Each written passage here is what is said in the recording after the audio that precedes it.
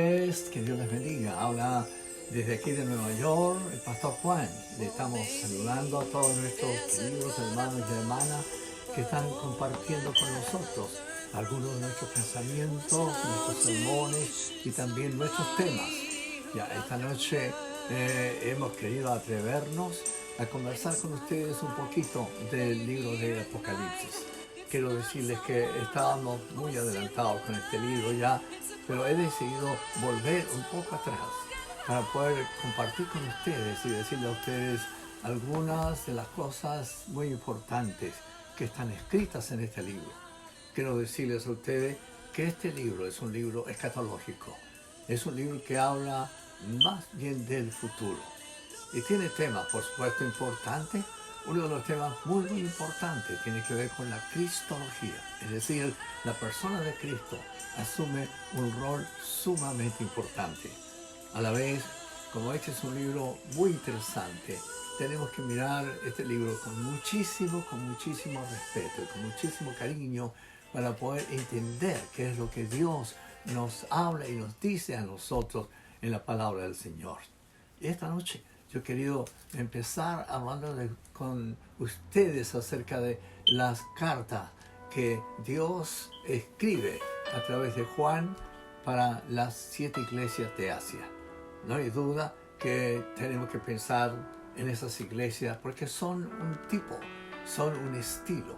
En alguna manera, algunos teólogos piensan que tienen un mensaje cronológico, es decir, cada iglesia representa un periodo de tiempo, de nuestro tiempo. Este es nuestro tiempo. No es un tiempo sencillamente de ahora en el sentido del tiempo, sino en el sentido del futuro. Vamos a ver esta experiencia en esta noche. Y yo quisiera que ustedes conmigo vayamos a la Biblia para leer las 7 cartas. Leeremos esta noche algunas. Por supuesto, el tiempo no nos dará para todas ellas. Pero por lo menos vamos a empezar hablando de algunas de estas iglesias. La primera de ellas, en el libro de Apocalipsis, es la iglesia de Éfeso. La iglesia de Éfeso. La palabra Éfeso o la iglesia de Éfeso quiere decir deseable. Es decir, en términos de análisis, es una iglesia apreciada, deseada por Dios. Pero también esta iglesia representa un periodo cronológico, es decir, de 30 años al año 100, digamos, del tiempo de Cristo. Es decir, Anno Domini, dirían los latinos. ¿Ya? Es decir, esta iglesia tiene ciertas particularidades. Está en un lugar muy importante. Es uno de los puertos principales de Asia Menor. Y en ese puerto tan importante hay varias cosas interesantes. Políticamente es muy importante, comercialmente es muy importante, pero a la vez aparece aquí la iglesia de Éfeso, la iglesia deseable. Como usted empieza a mirar esta iglesia, Dios habla con esta iglesia. En varias formas, en varias maneras, Dios está hablando con esta iglesia y diciéndole a través de Juan, pues Dios le dicta a Juan, le dice a Juan, escribe. Es como Moisés en el monte, cuando Dios le habla para que escriba los mandamientos, y entonces los mandamientos Dios se los dicta a Moisés, y Moisés básicamente tiene que escribirlos. Ya ahora cuando usted está pensando en esto, la verdad es que no son 10 mandamientos. La Biblia nos habla después de 70 mandamientos más y finalmente el total son 613. Cuando usted está pensando así en la palabra de Dios, usted empieza primero a mirar la iglesia de Éfeso. Y la iglesia de Éfeso, permítame leer aquí en la palabra del Señor, Dios está hablando en esta escritura para decirle a la iglesia algunas cosas importantes. Dice primero, escriba al ángel de la iglesia, al ángel. ¿Ya? ¿Quién es el ángel? El ángel es un sobreveedor, es decir, una persona que está para mirar sobre los demás, ya está mirando a los demás. Ya le llaman algunos epicrators, es decir, de aquí podemos mirar también la escena. Cuando estamos mirando eso, vemos que el ángel al cual la carta le es dirigida para esa iglesia es probablemente el pastor, probablemente el sobreveedor de todas estas cosas. Cuando usted empieza a pensar así, usted se da cuenta verdaderamente que todas estas razones por las cuales Éfeso es la primera carta, es que esta iglesia había tenido ciertos privilegios. Primero había tenido allí, en ese lugar, uno de los templos famosos, uno de las 7 maravillas del mundo. Imagínense usted el templo de la diosa Diana. Era famoso, estupendo, increíble, con una arquitectura bellísima. Obviamente nosotros sabemos que Diana es una diosa que no tiene importancia para nosotros, pero sin embargo, para ver la importancia por qué Dios le escribe a esta iglesia, es porque esta iglesia ha recibido a través del tiempo los mejores predicadores. Ha pasado por ahí Apolos, ha pasado Timoteo, ha pasado Aquila, ha pasado Priscila, pero también Juan. Juan vivió muchos años ahí. Y también Pablo, quien la fundó, está ahí y pasa por ahí y se queda ahí por 3 años. Éfeso es una iglesia importante. Por supuesto, Dios le dirige a ella la primera carta de las 7 cartas que están escritas en el Apocalipsis. Y cuando Dios habla a esta iglesia, algunas cosas que Dios le dice a esta iglesia: yo conozco tus obras, tu arduo trabajo, dice, y paciencia. Cuando hablamos de paciencia, tenemos que ver con las circunstancias. Ya hay una palabra que es sinónimo, en cierto modo, que se llama longanimidad. Longanimidad tiene que ver entonces con ¿qué? Con paciencia con los hermanos y las hermanas, y a veces con personas. Cuando usted empieza a escuchar esta palabra de Dios: yo conozco tus obras.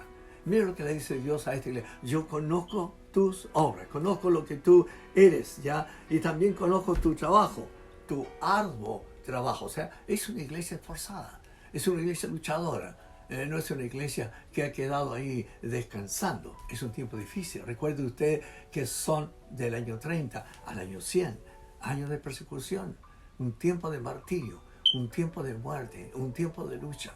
Están allí intentando hacerlos negar su fe, negar a Cristo, negar lo que ellos creen y practican. Cuando usted está pensando así, queridos hermanos, usted se da cuenta de que la iglesia en el comienzo vivió un martirio increíble.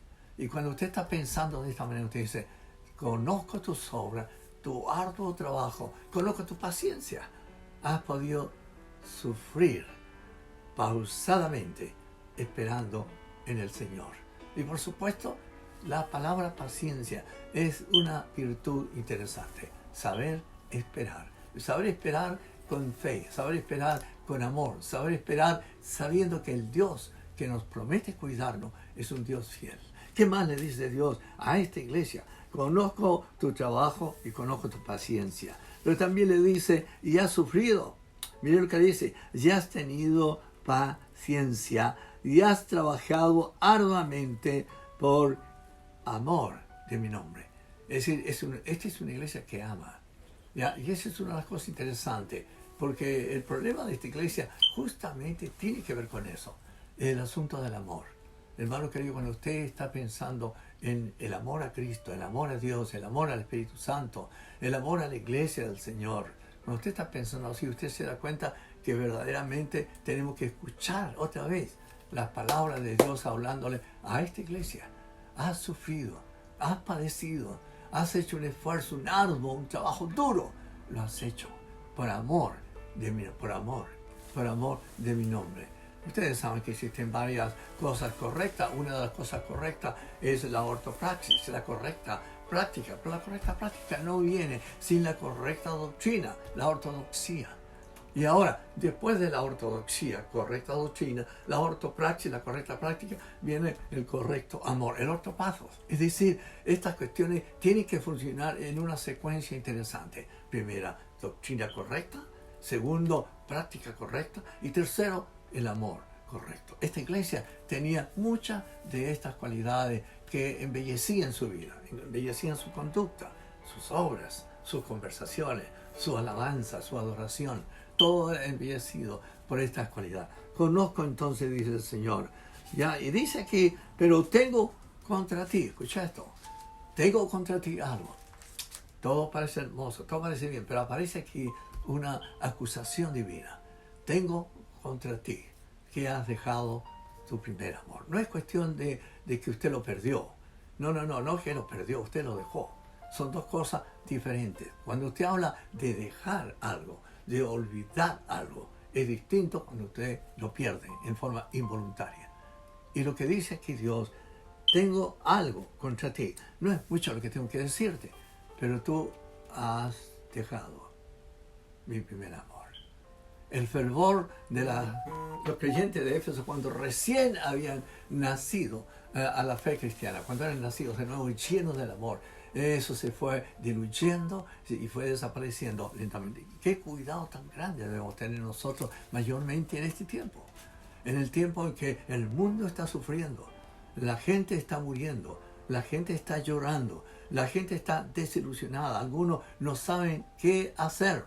Y la verdad, cuando usted conversa con personas respecto a la situación actual, usted va a encontrar la gran necesidad de retomar otra vez estas virtudes, estos dones tan importantes del primer amor. Tengo contra ti esto, has dejado.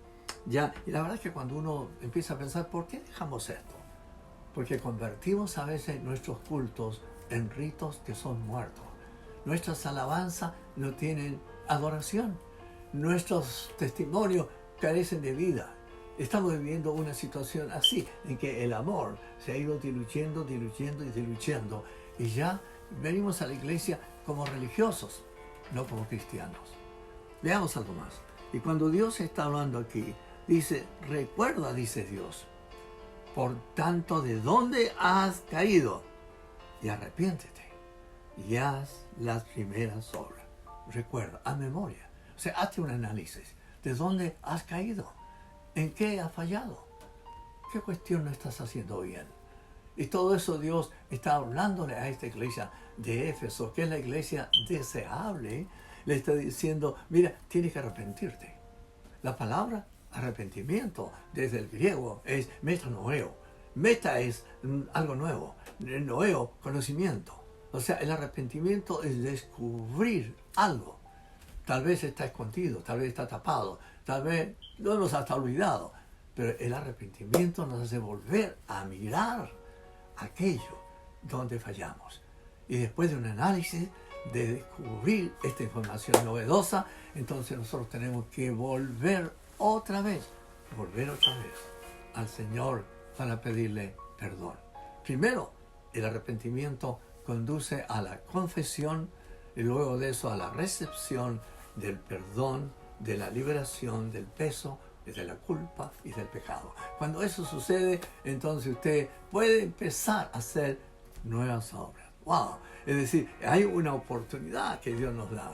Después de arrepentirnos, volver a empezar. Es cierto, hemos hecho trabajos esforzados, arduos trabajos, hemos tenido paciencia, hemos sido amorosos, pero el amor empezó a enfriarse progresivamente, queridos hermanos, y ese es un gran problema de hoy, mayormente en el tiempo que vivimos ahora. La carencia de amor es vital, que usted pueda aprender a amar otra vez, retomar eso. Recuerde que el amor es un don de Dios. No estoy hablando del amor humano, no estoy hablando del amor eros, no estoy hablando del amor filial, no estoy hablando del amor paternal, maternal, estoy hablando del amor agapao, el amor de Dios. Es eso lo que Dios está reclamando en este pasaje. Tengo algo contra ti, arrepiéntete, haz las primeras obras. ¿Y qué dice luego Dios? Mire, después de hacer esas primeras obras, después de salir de esa frialdad, dice el Señor que si no lo hacemos, que si no nos arrepentimos, ya, si no volvemos a Él, dice el Señor que hay un castigo. El castigo que está escrito aquí en Apocalipsis dice, vendré pronto a ti y quitaré el candelero de su lugar. Es decir, el candelero era un lugar espiritual, una representación espiritual. Era la luz del templo, era la luz del lugar santo y santísimo. Y ahora Él dice, lo que yo te di a ti para iluminar, te lo voy a quitar. Ya no vas a hacer luz. Y el consejo de Jesús es que nosotros, los creyentes y los cristianos, podamos aprender a ser luz del mundo. Jesús dijo, yo soy la luz del mundo. ¿Ya? Y luego dice, ustedes son la luz del mundo. Jesús dice, sed como la sal de la tierra, la sal que sazona, la sal que preserva, la sal que cura, la sal que hace bien. Entonces, sean ustedes como la luz, sean ustedes como la sal. Vivan en la luz, vivan salando, bendiciendo a un mundo que está perdido, que ha perdido el sabor, ha perdido la vitalidad, ha perdido la gracia, ha perdido el afán de vivir, el deseo de vivir, el deseo de hacer bien las cosas. Quitaré, dice el Señor, el candelero de su lugar. Y luego dice que el Señor al final ya de este pasaje, el que tiene oído, oiga lo que el Espíritu dice a las iglesias. Uno de los dones importantes en nosotros los seres humanos, hablando en términos de análisis, es que verdaderamente los sentidos, los 5 sentidos o las 5 antenas que Dios nos dio, la vista es sumamente importante.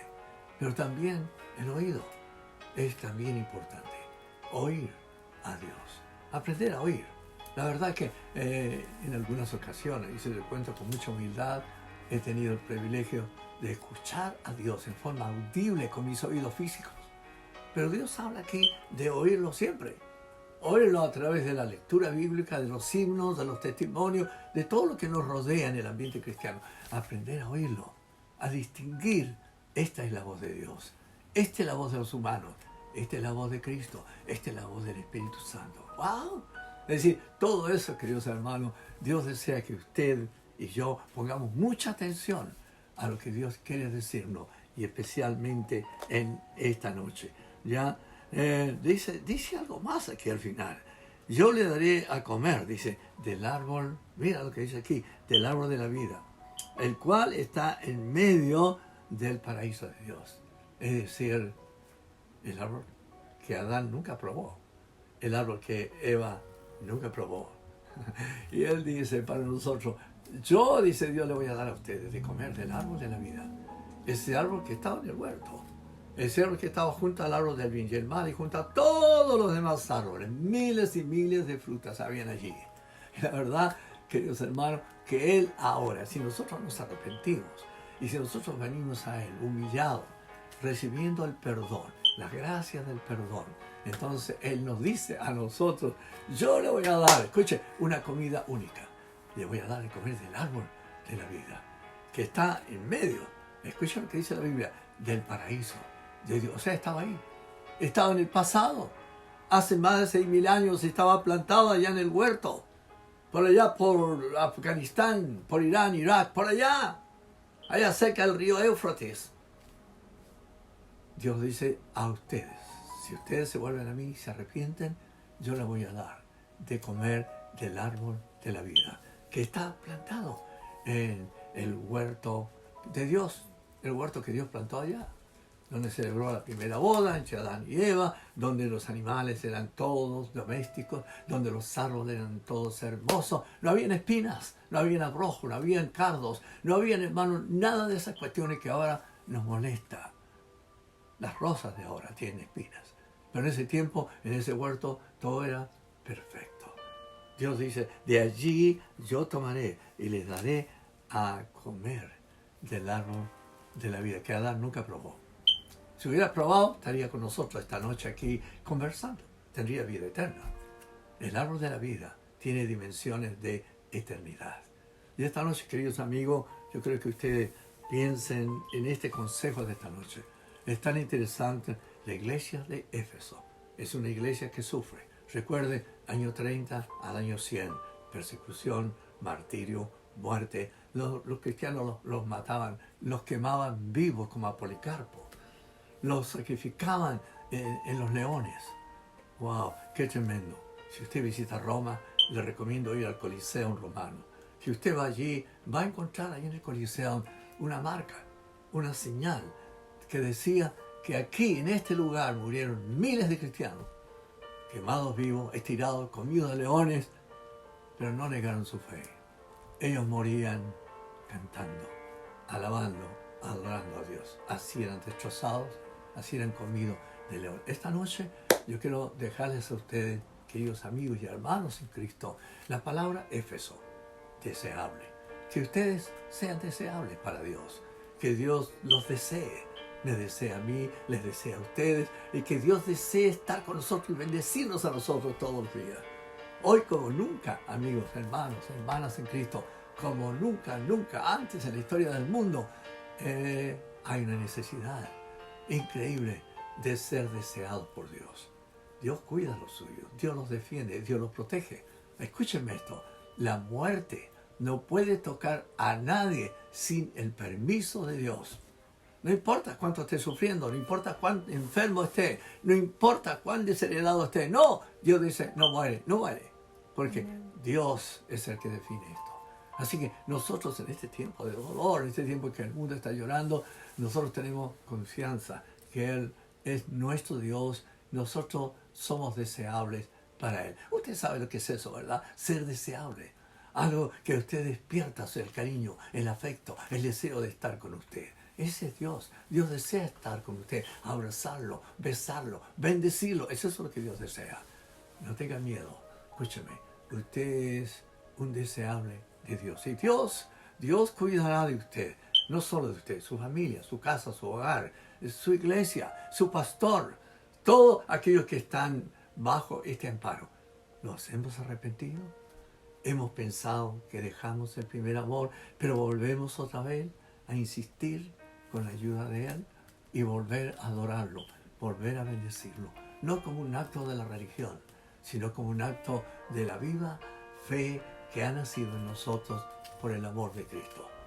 Pablo dice que el amor de Cristo fue derramado en nuestros corazones. Usted sabe que el amor que usted siente por Dios le fue dado. No es el amor humano, es el amor de Dios en usted. Y Dios le ama a usted y me ama a mí de esa misma manera. Concluyo diciendo esto. En Juan, todos lo conocemos, Juan 3:16, ¿qué dice la Biblia? ¿Qué dice la Biblia en Juan 3:16? Porque de tal manera amó Dios al mundo, a nosotros, que dio a su Hijo único, unigénito, para que todo aquel que en Él cree no se pierda, mas tenga vida eterna. Queridos amigos, queridos hermanos, hermanas en Cristo, en este tiempo les desafío a volver al Señor, a buscarle de corazón, a recibir de Él la bendición que Él tiene para los que son deseables para Él. En esta noche estamos acá desde Nueva York, los abrazamos, los bendecimos y estamos orando todos los días acá, estamos teniendo ayuno durante la semana, estamos clamando a Dios por el mundo, particularmente por nuestra familia, nuestras iglesias, por todos nosotros. Que Dios les bendiga esta noche. Un abrazo desde aquí, de la ciudad de Nueva York, del condado de Queens. Muchas gracias. Dios les bendiga. Dios les bendiga. Toda mi vida quiero exaltar las maravillas de tu amor.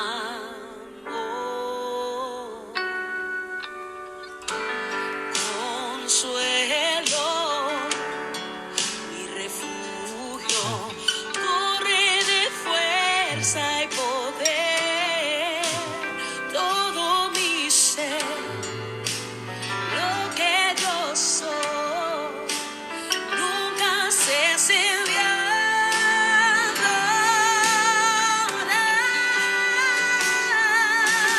Canta al Señor toda la creación. Qué hermosas son nuestras canciones, ¿verdad? Qué hermosa es nuestra alabanza. Se la ofrecemos a Dios Padre, Hijo y Espíritu Santo. Les amamos. Nuestro corazón ama a Dios. Les amamos y deseamos que el amor de Dios sea derramado también en vuestros corazones. Ahora, permítame lo último. Si tú no conoces a Cristo, si nunca has rendido tu vida al Señor, creo que este tiempo es más que oportuno para que tú vengas a Cristo. Y arrepentido, como dice a la iglesia de Éfeso, pueda decir: Señor, perdóname. He vivido lejos de ti, te he desechado, me he olvidado de ti, de tu palabra, me he olvidado de mi amor por ti. Ya necesito volver a ti. Perdóname y recíbeme como tu hijo. Hazme uno de los tuyos. Y así voy a volver a la plenitud de la vida que Cristo conquistó en una cruz allá en Jerusalén. Que Dios les bendiga una vez más. Buenas noches. Bendiciones. Bendiciones. Toda mi